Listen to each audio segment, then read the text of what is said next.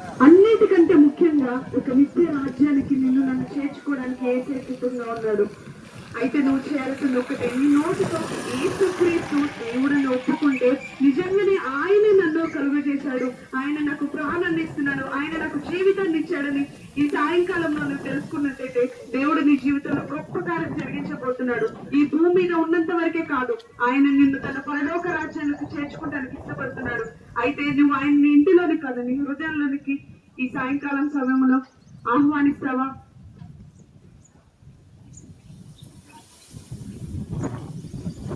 ఈ రోజు నీవు యేసుని తిరస్కరించినట్లయితే, ఈ రోజు నాకు ఆ యేసు నాకు అక్కర్లేదు అనుకుంటే, ఇదిగో ఆ మతాల వాడు, లేకపోతే ఆ తెల్లల దేవుడు, లేకపోతే ఇదిగో దేనికి అవసరం లేని ఆ యేసే నాకు ఈ రోజు వద్దంటే, ఆయన కూడా ఒక రోజు నేను వద్దనే పరిస్థితి ఏర్పడుతుంది. కాబట్టి ఇదిగో ఆయన ఇచ్చే ఒక నిత్య రక్షణని, ఆయన ఇచ్చే నిత్య జీవాన్ని దయచేసి కోల్పోవద్దమ్మా. దయచేసి ఆయన ఇచ్చే రక్షణ కోల్పోవద్దు. ఎందుకంటే ఆయనకు తెలుసు, ఆయన చూశాడు మనకు ఎంత భయంకరంగా ఉంటుందో, ఎంత వేదన కలిగి ఉంటుందో. నువ్వు ఈ రోజు కనుక ఆయన వద్దనుకుంటే, ఆయన కాదనుకుంటే మాత్రం ఆయన కూడా నిన్ను ఒక రోజు వద్దనుకుంటాడు. నువ్వు నాకు అక్కర్లేదని అంటాడు. నేను ఏ చేతులతో అయితే చేసుకున్నాడో ఆ చేతులతో నిన్ను విడిచిపెడతాడు. అయితే ఆయన కాదని నువ్వు ఎక్కడ నిలబడలేవు. ఆయన లేని చోటే అతి భయంకరమైన నరకము. ఇదిగో ఆయన చూశాడు కాబట్టి చెప్పాడు, అగ్ని ఆరదు గురువు చావదని. ఆయన చూశాడు కాబట్టి చెప్పాడు, ఎంత వేదనకరమైన స్థలం అని. ఇదిగో ఒక వ్యక్తి ఉన్నాడు, ఆయనకి తెలిసిన ధనవంతుడు. అతను ఒక మాట అడుగుతున్నాడు, ఏంటో తెలుసా అమ్మా, ఏంటో తెలుసా? ఆయన అడుగుతున్నాడు, అయ్యా ఒక్క చుక్క చాలయ్యా నా నోటిని చల్లార్చడానికి అని చెప్పి. ఇదిగో ఆశ, అలాంటి పరిస్థితి నీకు రావద్దని మేము ఇక్కడికి వచ్చామమ్మా. మీ దగ్గరికి మేము ఏది ఆశించి రాలేదు. మేము మీ దగ్గరికి ఏదో అడుక్కోవడానికి రాలేదు. మీ యొక్క ఆత్మ రక్షించబడాలని మేము మీ దగ్గరకు వచ్చామమ్మా. అమ్మ, మీరు మా బాధను అర్థం చేసుకోండి. ఎందుకంటే యేసుక్రీస్తు నిజమైన దేవుడు. ఆయన నిన్ను విడిపించడానికి, నిన్ను రక్షించడానికి, నిన్ను విడిపించడానికి సిద్ధంగా ఉన్నాడు. ఆ నిత్య నరకం నుంచి తప్పించబడతావా?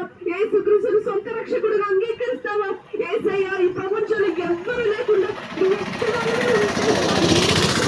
ప్రాణం అర్పించడానికి సిద్ధంగా ఉన్నాడు. ఆయన నీ ఒక్కదాని కోసమే, నీ ఒక్కరి కోసమే ఆయన ప్రాణం అర్పించడానికి సిద్ధంగా ఉన్నాడు. నీ చుట్టూ ఎవరు ఏమనుకుంటున్నా నువ్వు ఆలోచించడానికి వీల్లేదు.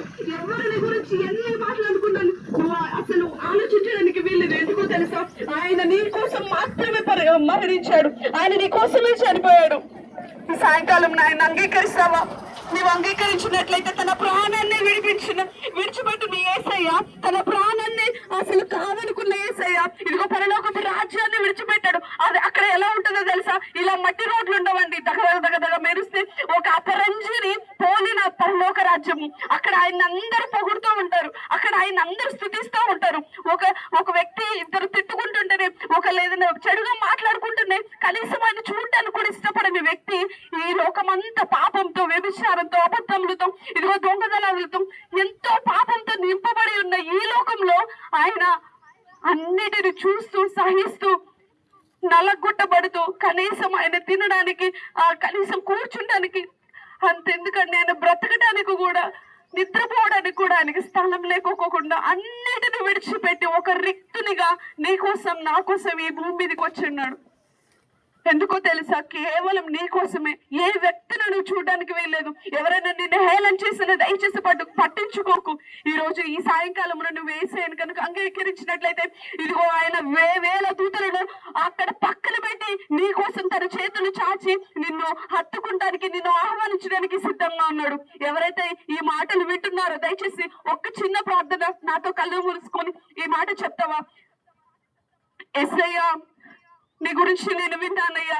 నువ్వు పరలోకపు రాజ్యాన్ని నా కోసం విడిచి వచ్చావని, ఇదిగో పరలోకపు దేవదూతలను, బంగారపు వీధులను, అయ్యా ఎప్పుడు తన స్తుతి గానాలను నువ్వు విడిచిపెట్టి నా కోసం వచ్చావని విన్నానయ్యా. నీ సృష్టిని పాడు చేస్తుంటే సాతాను, ఇదిగో నీ చేతి పనిని అయ్యా నాశనం అవుతుంటే నీ కుమారుని పంపించావు కదా. ఇదిగో నీ కుమారుని అడ్డుగా వేసి అయ్యా మమ్మల్ని రక్షించావు కదా. ఆ మార్గమైన యేసులో నుంచి మేము నీ దగ్గరికి రావడానికి అయ్యా ఇష్టపడుతున్నామయ్యా. మమ్మల్ని రక్షించండి, నరకం నుంచి మమ్మల్ని రక్షించండి అయ్యా, పాపము నుంచి మమ్మల్ని విడిపించండి అయ్యా. ఈ యొక్క తండ్రి ప్రభువా, ఈ ప్రార్థన మీరు అంగీకరించండి అని ఎవరైతే ఈ ప్రార్థన చేస్తున్నారో ఆయన నిన్ను నిత్య రాజ్యానికి చేర్చుకోవడానికి ఇష్టపడుతున్నాడు. యేసయ్యా నా తండ్రి, ఇంతవరకు చేయబడిన అయ్యా ఈ మాటలు తండ్రి ఏమన్నా తండ్రి మేము తప్పుగా ప్రార్థిస్తే, తప్పుగా మాట్లాడితే క్షమించండి అయ్యా. కానీ ఎంతమంది అయితే ఈ మాటలు విన్నారో అయ్యా వారందరూ తండ్రి ఈ మాటలు ఆలోచించుదురుగాక, వారి హృదయంలో అయ్యా ఈ మాటలు చేర్చుకుందురుగాక. యేసయ్యా నిన్ను ఇష్టపడుదురుగాక, నిన్ను చేర్చుకుందురుగాక, నిత్య నరకాగ్ని నుంచి తప్పించబడుదురుగాక. అట్టి కృపా భాగ్యమును ఈ ప్రజలందరికీ దయచేసి మీ నామానికి మహిమ చెల్లించుకోవాలని ప్రార్థిస్తూ యేసు నామం పేరిట అడుగుచున్నాము పరలోకపు తండ్రి.